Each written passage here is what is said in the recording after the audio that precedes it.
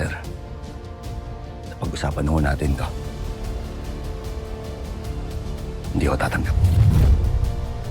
Masaya na ho kung nagagawa ang mga kailangan kong gawin dahil sa tulong niyo.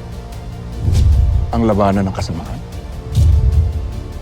Ang pabagsakin si Julio. Salamat.